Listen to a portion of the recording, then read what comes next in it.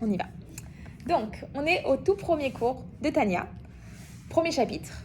On va commencer. Vous avez tout le petit fascicule. Et en fait, on va suivre à l'intérieur. Il y aura quelques petits exercices. Je ne sais pas si vous avez un stylo ou pas. Ah, moi j'ai un stylo. Si vous avez des stylos, au moins vous pourrez remplir votre petit workbook. Donc, le cours des Hashem, il est pour les Louis Nishmat de Alexandra Esther Bat Patricia Luna, sponsorisé par Michal Ohayon. Et également pour les Louis Nishmat Eliyahu Ben Aisha et pour Alice Alia Bat Hasiba, des Hashem. Que par leur mérite, ils reçoivent une élévation de l'âme, une aliyat neshama. Donc, on va commencer avec le premier chapitre. Déjà, dans votre petit sommaire que vous avez là, on a les 4 prochains cours. Le tout premier, l'introduction, c'est les cours qu'on avait fait avant la fête. Donc, j'ai fait un petit résumé que vous avez juste après. Vous avez un petit résumé des 2 cours qu'on a fait dans les 2 pages. Les 2 cours qu'on avait fait sur l'introduction du Tania. Et bonjour, comment ça va? Donc, on a l'introduction, c'est ce qu'on avait déjà vu les cours précédents. Et après ça, vous avez le texte en hébreu du Tania avec la traduction qui est juste après. Ok? C'est juste pour que vous l'ayez. On va le mettre de côté. On ne va pas aller dans le texte à 100%, mais on va un petit peu essayer de décomposer le premier chapitre. Aujourd'hui, on va passer à travers tout le premier chapitre du Tania.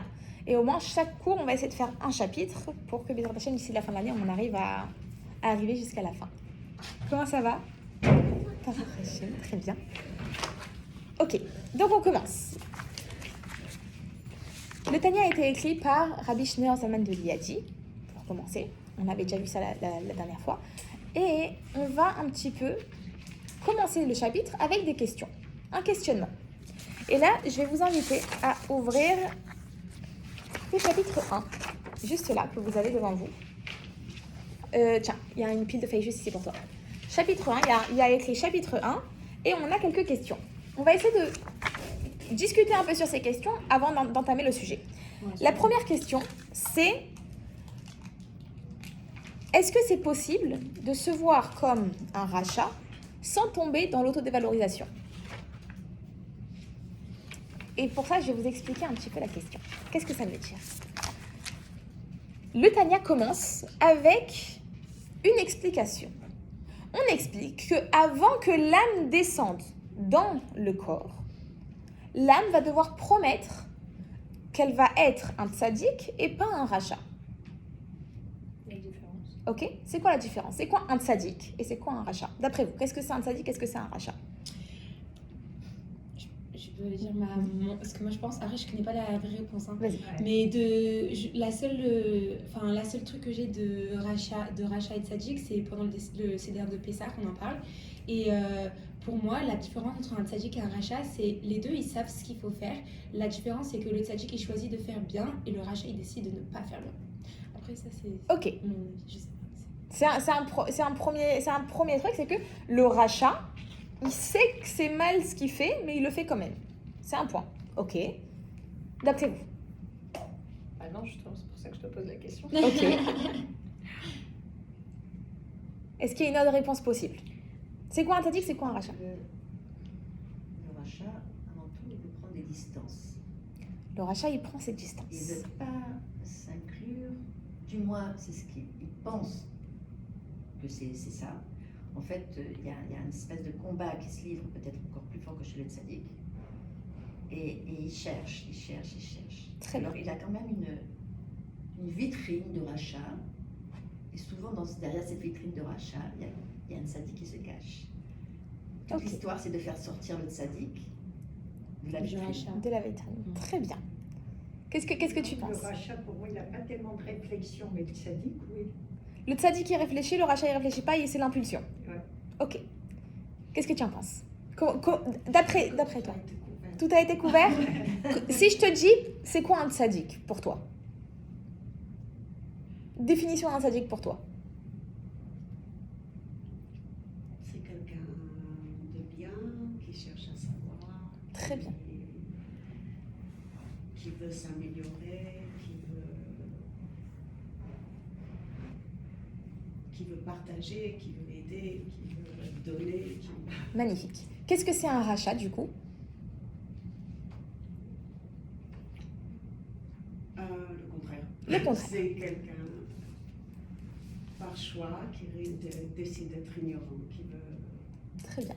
Alors, est-ce que vous avez déjà eu, je pense que tout le monde a déjà eu cette réflexion, on voit un enfant ou on voit un enfant qui va prendre un sidour, il va le prendre à l'envers, il va faire semblant qu'il fait la tuila. Qu'est-ce qu'on va lui dire?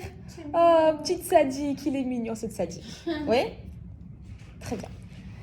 Il faut savoir qu'il y a, pour toute chose, il y a ce qu'on appelle en hébreu le shem amouchal et le shem... Je n'ai plus le mot. Shem amouchal et le shem ha'etzem. Le Shem Amouchal, c'est quoi? C'est un nom emprunté. Shem ha'etzem, c'est le nom réel. De quoi on parle? Si je vous dis il est intelligent comme un renard, est-ce que ça veut dire qu'il a 4 pattes, qu'il a une queue et qu'il a des oreilles comme ça? Non. Non. C'est juste qu'il partage cette caractéristique et comme image, on va donner l'image du renard qui est un animal intelligent. Si je vous dis je me suis réveillée comme un lion, je ne suis pas un lion. Ça s'appelle le Shem Amouchal. C'est un nom qui est emprunté, comme une image, une figure de style. Quand on va dire qu'un enfant, c'est un petit sadique, ou quand on va dire pour n'importe qui, ah, lui, c'est un sadique, ou elle, c'est une sadéquette, on utilise un nom emprunté. On va utiliser une image.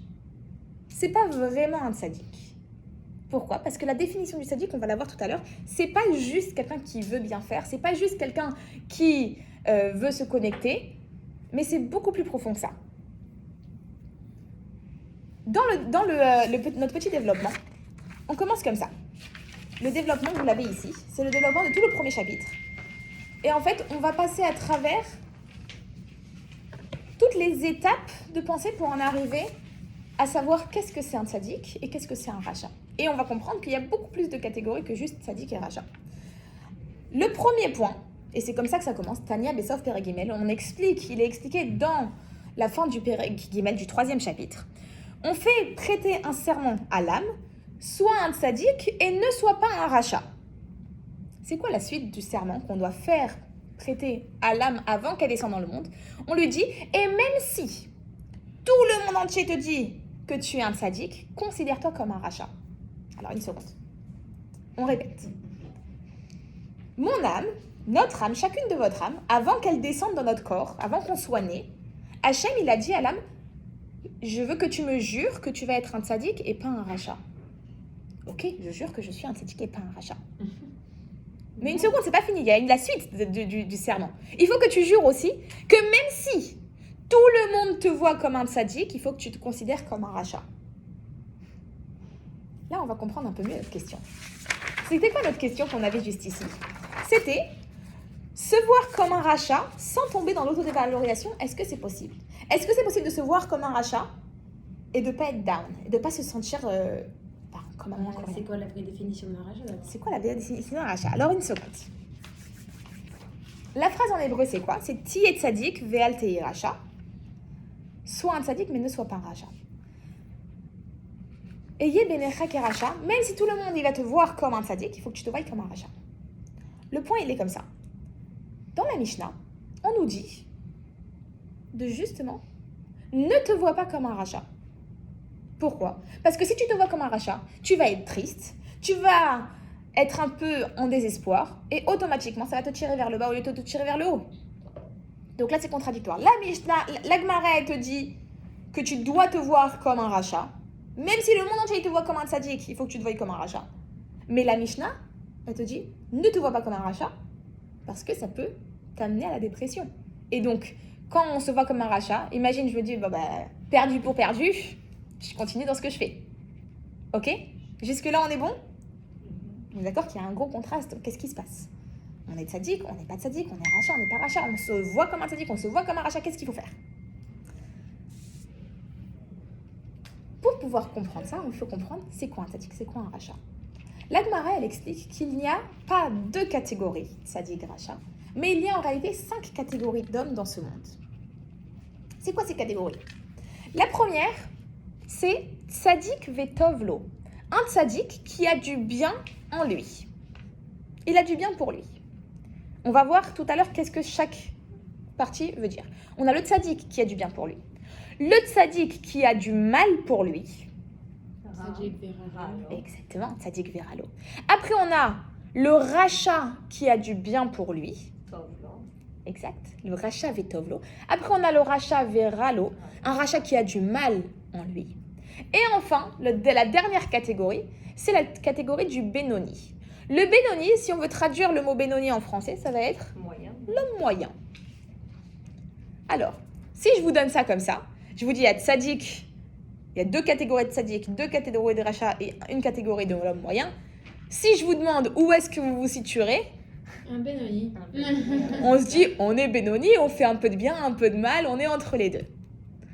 Et là arrive encore une contradiction. Dans votre petit développement, vous voyez que en fait, le tzaddik qui a du mal pour lui, c'est un tzaddik, c'est quelqu'un en qui il y a un petit peu de mal qui reste, mais le bien reste dominant.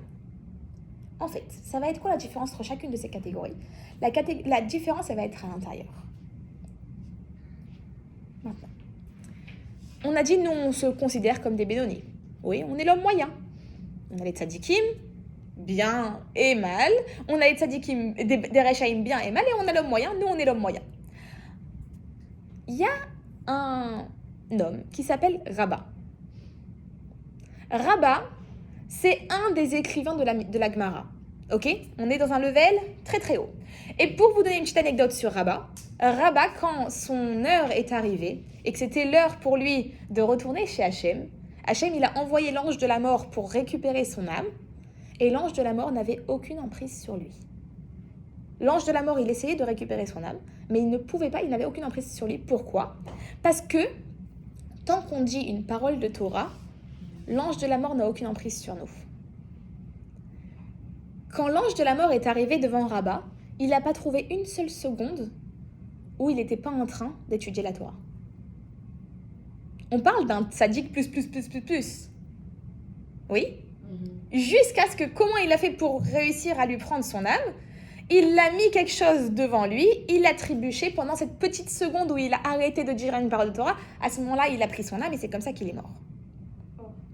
Ok ? On est dans un level très très haut. Rabbah, cet homme-là, il dit sur lui, moi je suis un Benoni. Et il dit pas ça juste par humilité. Il dit, j'ai étudié, je sais que moi je suis dans la catégorie du Benoni. Et ses élèves à ce moment-là, ils lui ont dit, mais tu laisses plus rien pour nous. Si toi tu es un Benoni, nous qu'est-ce qu'on est ? On est la catégorie d'en dessous, ça veut dire qu'on est des rachats. On est tous des rachats alors. Bah oui. Et là, on va expliquer qu'est-ce qui se passe à l'intérieur de chaque catégorie. En mettant que Rabbah, c'est un Benoni. En réalité, on va séparer en 2 catégories. Ces 2 catégories-là, elles vont être en fonction des actions, en fonction des paroles, en fonction des pensées. Tout ce qui va être les levushim. Levush, en hébreu, c'est un habit. On a une âme et on a des moyens d'expression de l'âme. Ça va être quoi nos moyens d'expression de l'âme ? Ça va être la pensée, la parole et l'action. Comment tu vas interagir avec le monde ? Par la pensée, par la parole et par l'action. Si tu n'as ni pensée, ni parole, ni action, bah t'es une plante. Ok ? Tu as une âme dans une plante, ça bouge pas. Pourquoi on est des êtres humains qui ont un libre arbitre ? Parce qu'on a cette faculté de pensée, de parole et action. Et c'est grâce à ces 3 choses-là qu'on va pouvoir faire des mitzvot, qu'on va pouvoir étudier la Torah, qu'on va pouvoir faire tout ce pourquoi Hachem nous a mis dans ce monde.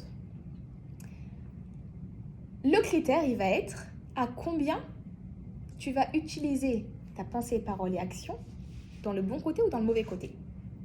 Le tzaddik qui a du bien pour lui, il ne fait aucune faute, ni en pensée, ni en parole, ni en action. En pensée, il ne fait aucune faute. C'est plus dur de contrôler. Alors, une seconde, on va voir c'est quoi la différence. Le tzaddik qui a du bien pour lui, en fait, pourquoi il arrive à ne faire aucune faute, ni en pensée, ni en parole, ni en action ? C'est parce qu'en réalité, il n'a aucun mal en lui. Il n'a que du bien pour lui. À l'intérieur de lui, il n'a pas de mauvais penchant. En chacun de nous, on a un bon penchant, un mauvais penchant. comment il va être décrit dans le Tanya? Ça va être décrit comme Nefesh Elokit et Nefesh Abamit. Une âme divine et une âme animale. L'âme divine, ça va être la Nefesh Elokit, ça va être l'âme spirituelle qui va nous élever vers le haut, l'âme divine qui va nous tirer vers le haut, et l'âme animale qui va nous tirer vers le bas, qui est, entre guillemets, le mauvais penchant. On va expliquer chaque catégorie d'âme, qu'est-ce que c'est. Ok? Donc, qu'est-ce qu'on a? Notre tzaddik vetovlo, le tzaddik qui a du bien pour lui, en fait, il n'a pas une âme divine et une âme animale. Il n'a pas un bon penchant, un mauvais penchant. Il a deux bons penchants. Il a réussi, ou bien, en général, il est né sans âme animale, sans mauvais penchant. Donc, la seule personne qui peut écouter, c'est qui? Son âme divine. Et donc, son âme divine, qu'est-ce qu'elle va lui demander toute la journée? Fais Torah, fais mitzvot, étudie la Torah, fais des bonnes choses. Et donc, toutes les pensées qui vont lui venir, ça va être que du bon. On est bon sur ça? Ça, c'est le tzaddik qui a du bien pour lui.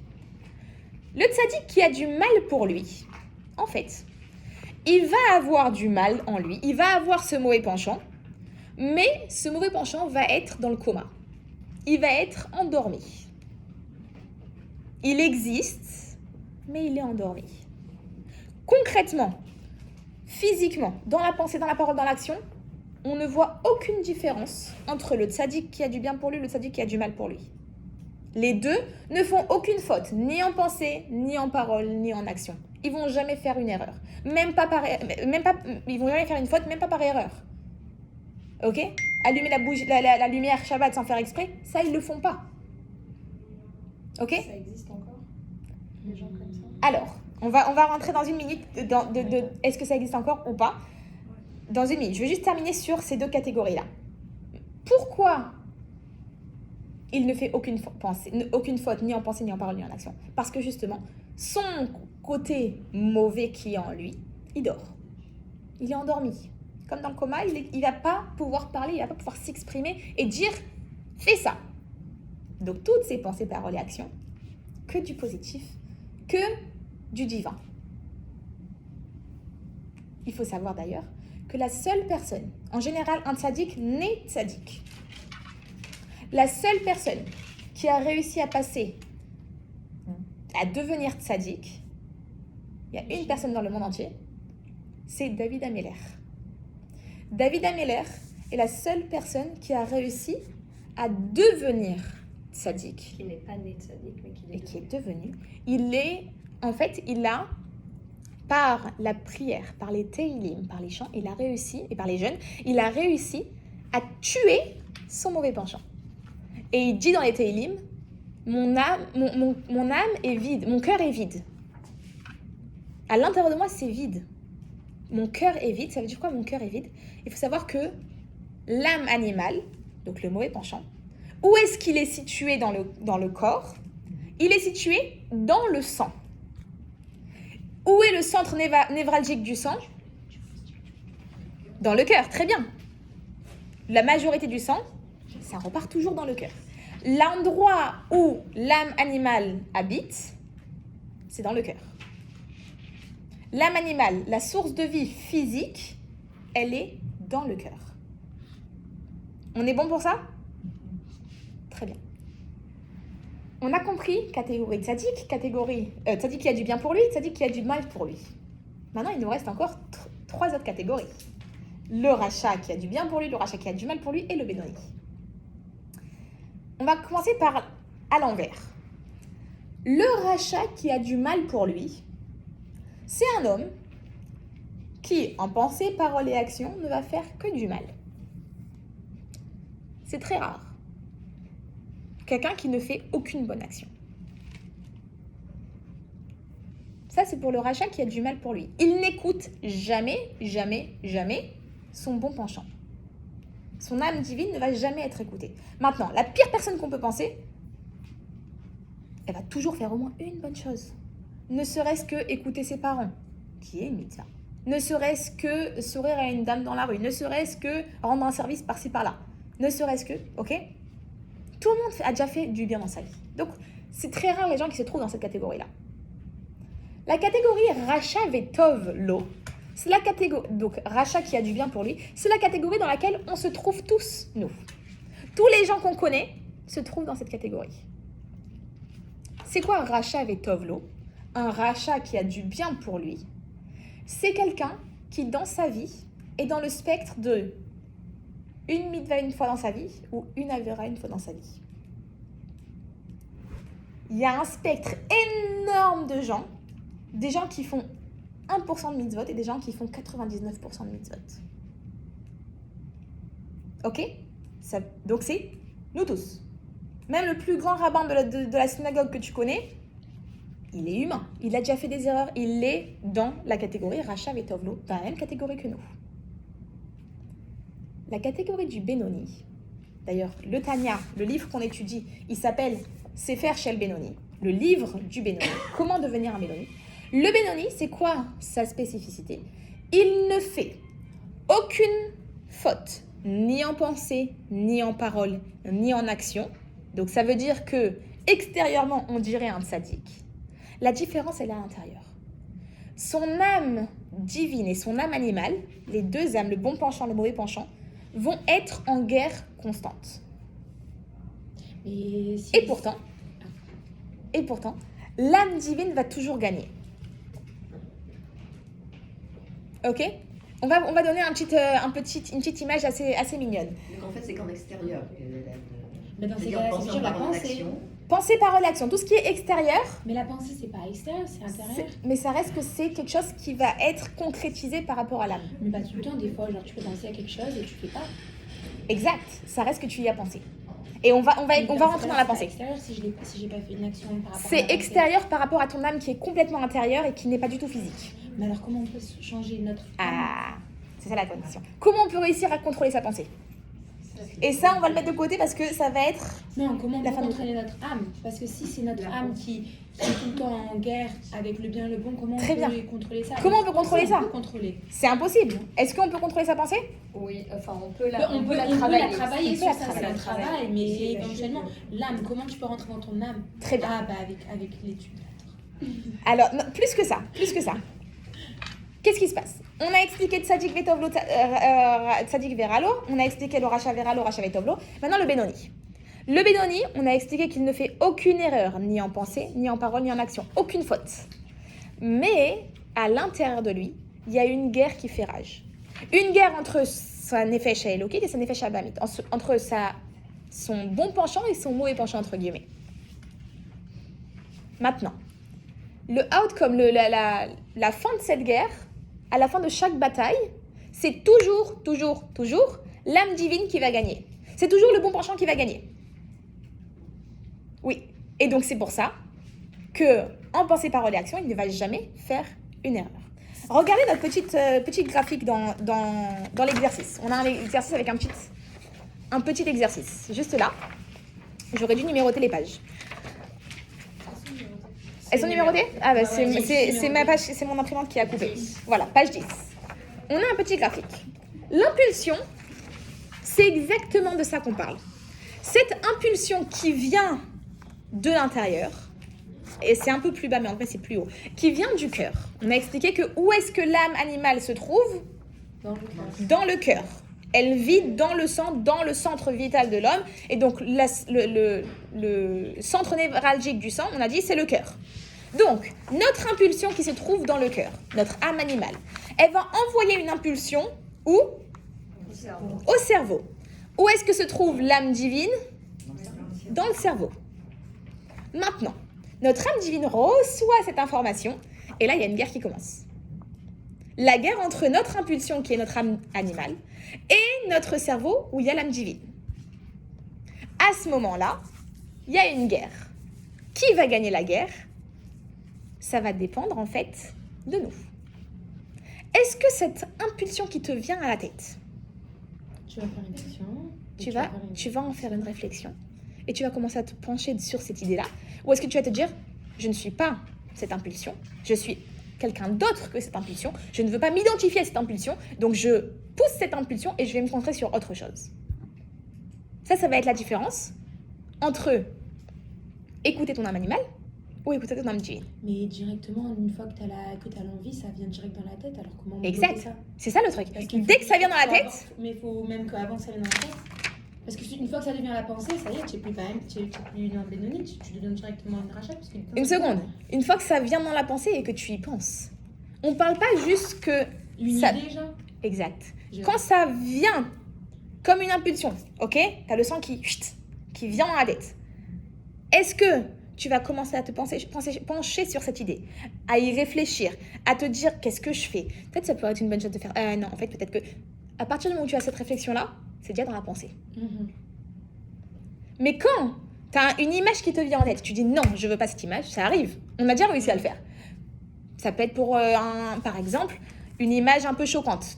Moi, j'ai eu ça pour le 7 octobre. J'ai vu quelques images qui sont choquantes. Quand ça me vient à l'esprit, premier réflexe que j'ai, penser à autre chose complètement. Parce que je sais que je peux pas supporter ça. J'arrive pas à supporter ces images-là.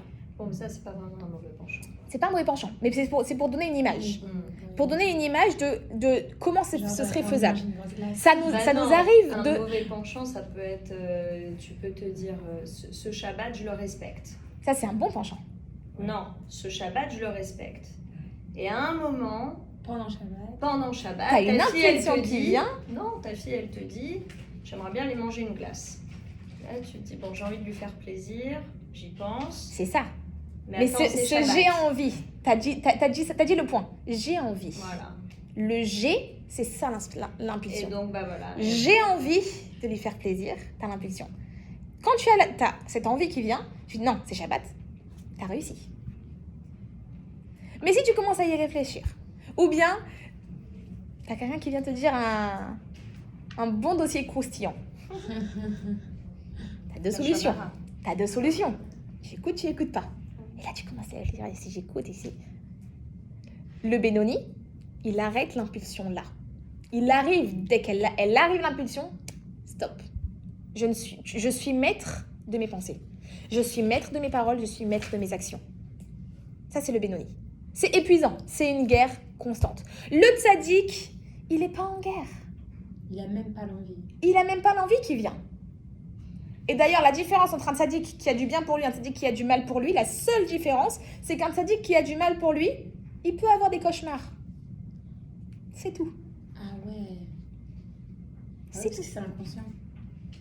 Et donc à ce moment-là, son âme qui est à moitié endormie, elle peut envoyer par-ci par-là des petits cauchemars. Mais c'est tout, c'est la seule différence.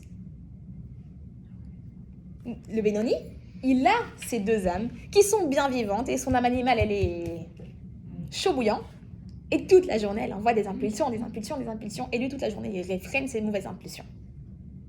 Ça va dépendre aussi du milieu dans lequel il vit, ça va dépendre de ce qu'il regarde. Ça dépend de Même chose, énormément de parce que choses. quelqu'un qui passe sa vie sur ce qu'il faut pas, Exact, il peut, exactement. on va s'étonner. À partir du Tu moment, le nourris, tout ça. à partir du moment où cette impulsion, elle va rentrer dans ta pensée, Ben oui. c'est terminé. Tu ne fais plus partie de la catégorie du Benoni, tu fais partie de notre catégorie à nous, qui Racha. sommes Racha Vetovlo. Ça veut dire, on est des Rachas, on a déjà fauté une fois dans notre vie, et pourtant, on a du bien pour nous. Ça veut dire quoi? Notre âme divine, elle est là, elle existe, elle se bat. Des fois, elle gagne, des fois, elle gagne pas. C'est notre vie de tous les jours. Des fois, on gagne, des fois, on gagne pas. Des fois, on arrive à se lever tôt le matin, et on fait notre fila. Et des fois, on a la flemme. Oui? Oui. Très bien. On va repartir dans notre toute première question. C'était quoi notre première question? On est à quelle page?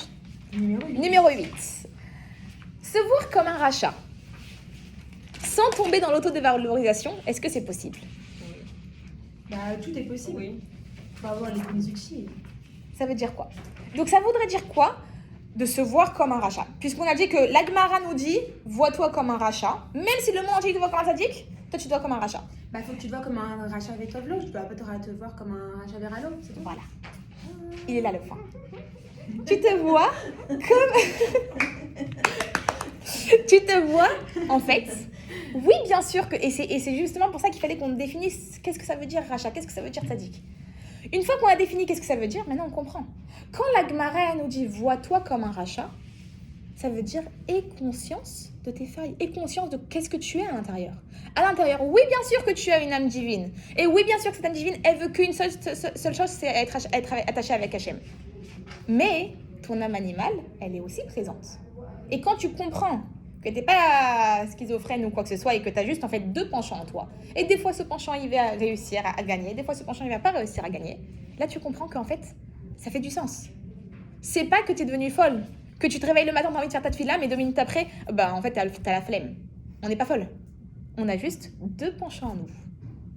Une fois qu'on comprend qu'on a ces deux penchants en fait, ça va être beaucoup plus simple à donner le bâton. À qui tu vas donner la clé? Imaginez une voiture, en France on a les voitures auto-école, je sais pas si ça existe en Amérique. Les voitures auto-école avec les deux volants, enfin les deux pédales. Ah, imagine que dans cette voiture tu peux mettre un bouton de switch, c'est qui conduit? Est-ce que c'est... Deux pédales. Ouais, deux pédales. Il y a deux, c'est ça. Imagine une voiture avec deux volants, deux côtés conducteurs. Et avec un bouton, tu peux décider, c'est toi qui conduis, c'est toi qui conduis. Les deux conducteurs, ils se battent constamment. Non, c'est moi qui conduis, non, c'est moi qui conduis. C'est comme les enfants qui veulent passer devant. À qui tu vas donner le... C'est toi, il n'y a que toi qui peut dire, je te donne à toi la clé ou je te donne à toi la clé. Ok? Ça, c'est pour le tzaddik et le rachat. Il y a un truc aussi, c'est qu'avec le temps, tout son travail, je me rends compte que comment on voit quand on va dire qu'on commence un petit peu à intégrer ce genre de choses. Je comparais ça peut-être à une voiture avec un frein. Et tu vois le feu rouge. Tu te dis, si je donne un coup de frein trop fort, je passe dans le pare-brise, mais je vais le faire en 2 fois.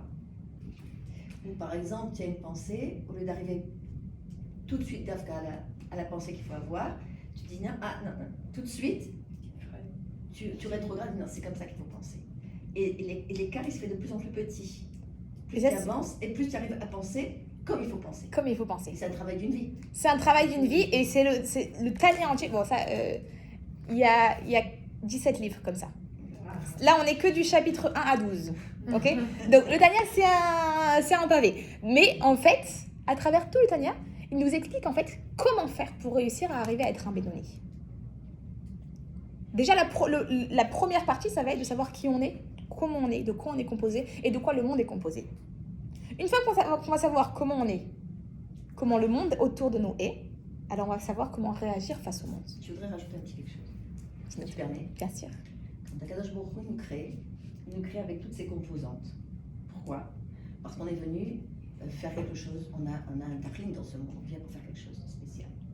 Donc comme dans une autre vie précédente, un gigoul, ce qu'on appelle un gigoul, une réincarnation, on n'a pas fait ce qu'il fallait, on revient dans cette vie avec justement tous ces acquis, enfin toutes ces choses qui composent notre personnalité, jusqu'à temps qu'on retrouve et qu'on corrige ce qu'on n'a pas corrigé. Donc en fait, on a chacun notre petit paquet. Chacun. C'est pas parce qu'on est plus mauvais, machin, c'est Akadosh Baruch Hu qui nous a donné justement ce matos qu'on dit en français, ce matériel-là. Et avec ce matériel-là, ton but à toi, c'est comme tu vas rechercher le trésor, etc. Ton but à toi, c'est avec ce matériel-là, tu arrives à élever tout ça et d'en faire quelque chose de bien. Mais il faut savoir qu'à la base, c'est Akadosh Baruch Hu qui nous a donné cet exercice. Comme quand on est enseignante, on donne aux enfants un travail en fonction de chacun de ses problèmes. Donc voilà, on va un petit peu personnaliser. Hachem, il personnalise. Exactement. Donc ne pas s'inquiéter. Mais ça, on va le voir la semaine prochaine. C'est pas encore le sujet de ce cours. Il y a un point dans ce cours-là qui va un petit peu toucher à ça. Pendant ce chapitre, on va expliquer on a expliqué qu'il y a 2 âmes, une âme divine, une âme animale. Et en fait, dans ce chapitre, on va un petit peu s'arrêter sur l'âme animale. Qu'est-ce que c'est l'âme animale? D'où est-ce qu'elle vient l'âme animale? Il y a 2 différentes âmes animales. Il y a l'âme animale des Goïms et l'âme animale des Juifs. Déjà, on va mettre un point, juste une base. C'est quoi la différence entre un corps vivant et un corps pas vivant? L'âme. Le cœur. L'âme. Concrètement, qu'est-ce qui se Le cœur passe? qui bat. Le cœur qui bat. Qu'est-ce qui fait que le cœur il bat? C'est l'âme.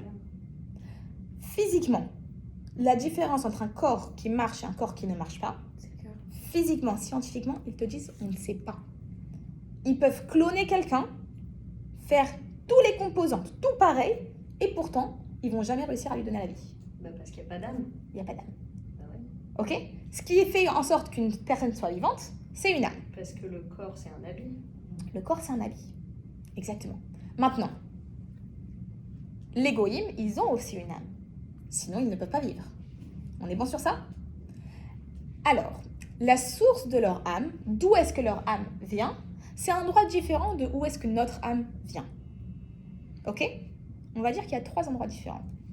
Il y a un endroit, c'est la provenance de l'âme des goïm, des gens qui ne sont pas juifs.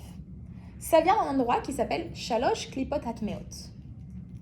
On va répéter ça. Les 3 couches de tamé, c'est quelque chose qui on peut traduire ça par impur. Shalosh Klipot. Hatmeot. La source Atmeot. Hatmeot, ouais. En un seul mot. Ah. La source de l'âme des personnes qui ne sont pas juifs, c'est Shalosh Klipot Hatmeot.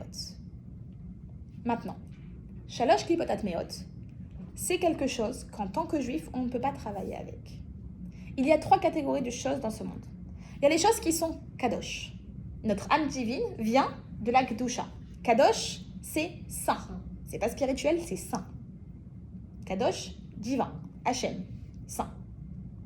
Ensuite, on a, de l'autre côté complètement, Shalosh Klipot Hatmeot, qui est les 3, on va appeler ça les 3 impuretés. Impuretés, pardon. Ok? C'est un endroit qui est tellement bas qu'en tant que juif, on ne peut pas travailler avec. Par exemple, si je vous donne un exemple concret, C'est quoi le nom de ça? Shalosh Klipot Hatmeot, c'est ce qu'on a vu. Ah, donc c'est la même Oui. chose. Cet endroit-là, c'est quelque chose que tout ce qui provient de cet endroit-là, on ne peut pas y toucher. Exemple. Par exemple, un cochon. On ne peut pas le manger, on ne peut pas travailler avec. La seule chose qu'on peut faire, c'est s'en éloigner. Pourquoi on ne peut pas se marier avec un goy? Pour la même raison. Parce que son âme vient d'un endroit qui n'est pas compatible avec l'endroit d'où mon âme elle vient. Et comme c'est pas compatible, on ne peut pas se marier avec eux. Ok? L'âme d'un juif, on parle de l'âme animale. On a dit on a une âme divine qui vient de la Kedusha. Et on a une âme animale. Mais notre âme animale, elle vient pas de Shalosh Klipot Hatmeot, elle vient de Klipat Noga. C'est la 3e catégorie. C'est quoi Klipat Noga? C'est neutre. Par exemple, ma bouteille, les halot, elle est neutre. Ma bouteille est neutre. Je mets le logo les halot, je peux la transformer en Kedusha. Bah, quand tu fais une bracha sur quelque chose, par exemple la nourriture, c'est Klipat Noga, mais dès que tu fais la bracha, Exactement. ça devient Kadosh. De la nourriture, je vais prendre un... Que des bonnes réponses là. Attends, on dit C'est moi qui fais le cours aujourd'hui. Attends. C'est moi qui fais le cours. on dit en hébreu, Imenanili Mili. Exactement. Si moi je suis pas moi, qui est moi? Exactement. Si je me lance pas des fleurs, qui me faire tirer. Donc, comme elle a dit, tu prends un hamburger. Tu as 2 solutions. Soit, hop, tu le manges et tu prends ce potentiel que tu fais tomber dans Shalosh Klipot Hatmeot, que tu fais compter de l'autre côté, du mauvais côté. Soit tu prends ce hamburger et tu vas faire la bracha dessus. Ça reste pas neutre. Si tu veux pas la bracha, ça reste pas neutre. Non. Ah ouais. C'est ou bien tu fais. Il y a rien qui est neutre. Bah, Tu me voles donnes la déjà avec nourriture. Klipat Noga, c'est Non. tu m'as dit ça, c'est neutre. De base, c'est neutre. Quand c'est posé Ah. devant toi, c'est neutre. Ah ouais, donc ça veut dire j'emmène ça peut pas rester. Tu te mets du fromage dessus et tu le manges. Tu le fais tomber dans Shalosh Klipot Oui, Hatmeot. bien sûr, mais si par exemple tu fais pas la bracha. Si tu te Tu fais tomber l'appropries de pas, côté. ça reste neutre. Tu le fais Ça tomber. change rien. Non, mais Tu le fais si tomber tu de l'autre manges le burger sans faire la bracha dessus, par exemple, C'est impur. ça devient impur. Donc ça... Ça tombe de l'autre côté. Maintenant, une seconde. Il y a moyen de le récupérer. Attends, En parce faisant que tes tu choux. voles la nourriture que tu manges sans prier dessus. Une Sans faire la seconde. bracha. Alors, une seconde. Maintenant, tu fais la bracha dessus. Et tu utilises ces forces que le hamburger t'a générées pour aller faire une mitzvah, pour aller faire bikur cholim, pour aller voir quelqu'un qui est malade. Tu vas prendre tout le potentiel de ce hamburger, tu vas le maximiser et tu vas élever toutes les étincelles de Kedusha qui sont à l'intérieur. Toutes les étincelles de sainteté qui sont à l'intérieur, tu vas les élever et tu vas le maximiser. Maintenant, qu'est-ce qui se passe? Sans faire exprès, tu as pris ton hamburger et tu vas tomber de l'autre côté. Que ce soit parce que t'as pas fait la bracha dessus, ou parce que t'as pas attendu les 6 heures, tu t'es trompé dans les horaires, je sais pas quoi, bah t'as moyen de le rattraper Comment? en faisant tes chouvas. Et quand tu fais chouvas, tu vas prendre tout ce qui est tombé de l'autre côté, hop, tu le remets du côté de Kedusha. Et on dit que notamment, en ce qui concerne la cache-route, on peut faire chouva à la makom, sur le champ. Directement. On Moi, va être j'arrête. consécré à la Shalom, sur le champ. Et il dit on peut exiger qu'Akadosh Baruch Hu nous pardonne sur le champ. Cette personne fait chouva. Il dit c'est la Avera qui permet, qui qui accepte, on va dire que Hachem, il accepte que la personne fasse chouva sur lui. Directement. Ouais. J'arrête de manger, je l'enlève de la bouche, j'ai fini, ok, j'arrête. Maintenant, je passe du bon côté. Maintenant, une seconde. D'ailleurs, c'est pour cette raison-là aussi qu'on explique qu'un Baal Teshuva, quelqu'un qui va faire Teshuva, il se tient dans un endroit où un tzaddik ne peut pas se tenir. Le Baal Teshuva, celui qui fait Teshuva, il est dans un endroit bien plus élevé que le tzaddik. Le tzaddik, il est là, il est au top. Le Baal Teshuva, il va plus haut. Pourquoi ? C'est exactement pour cette raison. On a expliqué quoi ? Que, en fait, qu'est-ce qui se passe ? J'ai un livre, j'ai un mur. Si mon mur tombe, l'endroit le plus haut va se retrouver le plus loin. Tout ce qui se passe en haut, c'est le miroir d'en bas. Ce qui est le plus haut en haut, quand ça descend dans ce monde, ça descend le plus bas. Les choses qui sont dans Shalosh Klipat Atmiyot, les choses qui sont interdites à consommation, c'est pas que c'est de la zut, mais c'est que c'est un niveau tellement élevé qu'on n'a pas les moyens pour pouvoir l'ouvrir. Imaginez, je vais vous donner un exemple de 3 fruits. Tout ce qui est kadosh, c'est de la fraise. Tu le prends, tu le manges. Un livre de Torah, tu le prends, tu l'ouvres, c'est kadosh. Tu n'as même pas besoin de faire quoi que ce soit avec une mezouza, tu l'embrasses, c'est fini. C'est kadosh. Tu n'as rien besoin de faire, c'est kadosh. Après, tu as deuxième catégorie, tu as la klipat noga, ce qui est neutre. C'est une banane. Tu prends le fruit, tu épluches la banane, donc ou tu fais la bracha, ou tu prends la viande, tu la rends cachère, ou tu... XYZ, ok ? Chaque chose, tu prends, chaque chose qu'on a à faire avec le monde, tu fais ce qu'il faut bien et tu peux l'utiliser. Tu épluches la banane, c'est facile. Et là, tu peux la manger, c'est au top. La troisième catégorie, c'est comme si je vous dis, c'est une noix de coco. Il y a un fruit à l'intérieur. Le fruit est très bon. Il y a une étincelle divine à l'intérieur. Mais elle est entourée par une clipa, par une écorce qui est beaucoup trop dure. C'est une noix de coco, on n'a pas de marteau. Donc la seule manière, c'est de la mettre de côté et de dire, dès qu'on aura un marteau, on pourra la couper. Quand est-ce qu'on aura le marteau ? Quand il y aura Mashiach. Quand il y aura Mashiach va nous donner le marteau, il va dire, c'est bon, maintenant tu peux casser la noix de coco. Maintenant, quelqu'un sans faire exprès, parce qu'il ne savait pas, a mangé de la noix de coco. Il a mangé du cochon, il a fait une avéra, il a fait XYZ.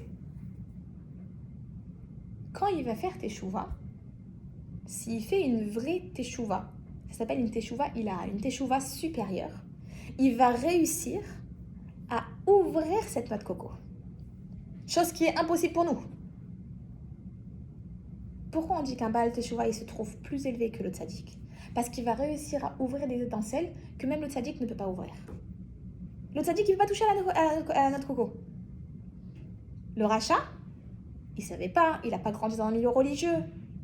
Mais il a fait teshuva, une teshuva supérieure. C'est quoi teshuva supérieure ? C'est une teshuva par amour d'Hachem. Pas une teshuva par crainte. Pas une teshuva parce que tu as peur de la punition. Mais tu retournes vers Hachem parce que tu aimes Hachem. Parce que tu sais qu'Hachem c'est ton père. Parce que tu sais qu'Hachem t'a créé. Et quand tu fais cette teshuva par amour pour Hachem, tu réussis à prendre toutes ces avérotes qui étaient des noix de coco, que tu pouvais rien faire avec. C'était l'autre côté, quelque chose que tu ne peux pas toucher de base. Tu vas réussir à casser la coquille et à ressortir le fruit qui est à l'intérieur. Et à ressortir l'étincelle qui est à l'intérieur. Et c'est pour ça qu'un Baal Teshuva, nous toutes, on est toutes des Baal Teshuva, on peut se trouver dans un endroit au-dessus d'un tzaddik si on fait une vraie teshuva. Ok ? On s'est un petit peu éloigné du sujet, mais ça rentre toujours dans le cadre des 3 catégories de choses qui existent dans ce monde. Notre âme animale, elle vient de Klipat Noga. Donc, quelque chose qui est neutre. Et donc, notre âme animale, tu peux réussir à décider où est-ce que tu veux l'amener. Âme animale n'est pas égale mauvais. Notre âme animale, on en a besoin. C'est notre âme animale qui nous fait vivre. Oui ? Notre âme animale, la première chose qu'elle va te demander, elle va te demander de manger, de boire, de dormir, de faire toutes les choses qui sont basiques pour un être humain. Après, elle va abuser, elle va te dire tant qu'à faire, dors encore 1 heure de plus, tant qu'à faire, viens, on fait un kiff en plus, tant qu'à faire, et elle va chercher tout ce qui va être pour elle. C'est l'ego. L'âme animale, par quoi elle va être composée? Quand elle va arriver dans ce corps, elle va prendre les 4 éléments qui composent le corps. C'est quoi les 4 éléments qui composent le corps? L'eau, l'air, le feu et la terre. Oui? Chaque chose dans ce monde est composée de ces 4 éléments. On est d'accord sur ça? Très bien. Maintenant, elle va prendre ces 4 éléments et elle va être impactée par ces caractéristiques. C'est quoi les 4 caractéristiques de chacun de ces éléments? La terre, c'est tout ce qui va être des sentiments lourds. La dépression, la déprime, la tristesse. Ok? L'eau, ça va être tous les plaisirs du monde. On est d'accord que là où il y a de l'eau, il y a de l'abondance, il y a des choses bonnes. Ok? C'est pour ça que l'eau, ça correspond à tous les plaisirs du monde, toutes les envies. Ensuite, on a le feu. Le feu, ça va être toutes les émotions qui vont être fire, la colère, ok? Tous les trucs qui sont un peu explosifs comme ça, toutes ces émotions-là. Et notre 4e élément, c'est quoi? L'air. Et l'air, ça va être l'arrogance, les paroles futiles, tout ce qui va être un peu on dit, c'est une trompette le gars. Il parle pour rien dire. Il est là, il est gonflé, sa tête elle est gonflée, ok? Toutes ces images, pourquoi on donne ces images à ces émotions-là, à ces caractéristiques-là? Parce que ça vient vraiment de là, ok? Mais toutes ces caractéristiques, elles peuvent aussi être prises dans le bon côté. C'est pas que du mauvais. Et c'est pour ça que notre âme ne vient pas de Shalosh Klipat Atmeot, du coin qui est complètement mauvais, elle vient de Klipat Noga, d'un endroit qui est neutre. Parce que notre âme animale, oui, bien sûr, elle peut nous amener à faire des mauvaises choses, mais de base, on en a besoin. On en a besoin pour survivre. On en a besoin pour vivre dans ce monde. Et il faut qu'on l'accepte. Merci, mon âme animale, que tu me fais vivre. Merci que tu me donnes tout ce que j'ai besoin. Mais n'essaye pas de prendre le dessus sur ce que j'ai besoin. N'essaye pas de me donner trop. Ce que j'ai besoin, ça me suffit. Manger, boire, survivre dans ce monde, vivre correctement, ça me suffit. Le reste, je vais le donner pour Hachem. Le reste, je vais écouter mon âme divine. Ok? Alors, en résumé, qu'est-ce qu'on a vu dans ce chapitre? On a vu qu'en réalité, on est dans ce monde avec 2 âmes. Une âme divine, une âme animale, qu'il y a 5 catégories de personnes dans ce monde. Ça dit qu'il y a du bien pour lui, ça dit qu'il y a du mal pour lui. Le Benoni, le rachat qui est du bien pour lui, c'est ce qu'on est, et le rachat qui a du mal pour lui. Notre but, le but de ce livre, c'est de nous montrer qu'est-ce que c'est un Benoni et comment arriver au Benoni. Passer de la catégorie Tzadik Tovlo, à la catégorie Benoni. Alors il y en a qui vont te dire, mais attends, c'est impossible. Tu veux que moi, je passe à une catégorie où je fais aucune faute, ni en pensée, ni en parole, ni en action? Impossible. Comment c'est possible? Est-ce que je veux ça? C'est pas moi, entre guillemets. En réalité, si vous avez déjà parlé avec un sauteur de perche, ou un sauteur de... Tu sais, les sauts... C'est un gars qui saute à la perche, là, le saut à la perche, là. Ou quelqu'un qui fait des sauts à distance dans les Jeux Olympiques, il court, il saute le plus loin possible. Quand tu vas leur demander comment tu fais pour sauter, ils vont pas te dire je vise les 5 mètres, là où je vais atterrir. Ils visent les 8 mètres pour atterrir aux 5 mètres. Notre but, tu vas viser le Benoni pour arriver au maximum de ton potentiel. Devenir un Benoni, en toute une vie, c'est très difficile. Mais tendre à arriver à un Benoni, c'est le job de chacune de nous. Réussir à aller dans la bonne direction. C'est marrant que ça s'appelle Benoni, que Benoni ça veut dire moyen. L'homme moyen, exactement. Bizarre. Et ça porte à confusion. Bah ouais. Parce qu'on se dit, oh oui, c'est un sadique. Mais quand tu comprends qu'en réalité, à l'intérieur de lui, les deux, l'âme animale et l'âme divine, ils ont autant de pouvoir et ils se cognent sur la tête toute la journée, là tu comprends que oui, en fait, à l'intérieur de lui, c'est du Benoni, il a les deux. Il a le 50-50. Mais c'est juste qu'à chaque fois, il réussit à gagner la guerre. Et ça ne change pas qu'à chaque fois, c'est autant difficile. La guerre qui se passe à l'intérieur de lui, elle est autant difficile. D'ailleurs, le seul moment où le Benoni, il a un moment de répit, on explique, c'est pendant la tfila. Pendant qu'il fait la tfila, c'est le calme. D'un coup, toutes ces voix, toute cette bataille qui se passe à l'intérieur de lui, ça se calme. Parce qu'il est connecté à Hachem. Parce qu'il est connecté à 100%. À ce moment-là, il n'y a plus de droite, de gauche. Maintenant, et il y a un petit truc que j'aimerais mettre. On explique, et je finis dans quelques minutes.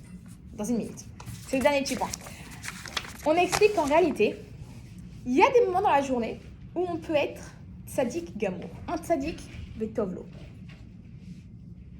De la même manière que on a une caractéristique qui est à nous, je suis un racha vetovlo, il y a des moments dans la journée où je suis tzaddik vetovlo. Quand je suis en train de faire une mitzvah, à 100% pour Hachem, à ce moment-là, à cet instant-là, je suis un tzaddik vetovlo. Et ça ne change pas que dans 2 minutes, je redeviens un racha vetovlo. C'est ok. Ça ne change pas que pendant cet instant-là, je suis un tzaddik vetovlo. Ça donne de l'espoir. Ça veut dire qu'on peut se donner comme but. Tu sais quoi? Là, aujourd'hui ou hier, j'étais tzaddik vetovlo pendant, allez, tout compris dans la journée, peut-être, allez, 45 secondes. Ben, demain, je serai tzaddik vetovlo pendant 50 secondes. En réalité, c'est ça. C'est une bataille à la fois. Tu réussis à combattre une bataille à la fois, et c'est comme ça que tu deviens un Benoni. Le Benoni, il ne se dit pas toute ma vie, ok, je vais être Benoni toute ma vie. Chaque bataille, c'est une nouvelle fois où il gagne. Donc voilà, ça c'est le chapitre 1. Ça donne quelques petits éléments. Et la semaine prochaine, Bezrat Hachem, on va parler du coup de la deuxième âme, l'âme divine. Comment elle est, comment elle réagit, qu'est-ce que c'est. Merci beaucoup pour le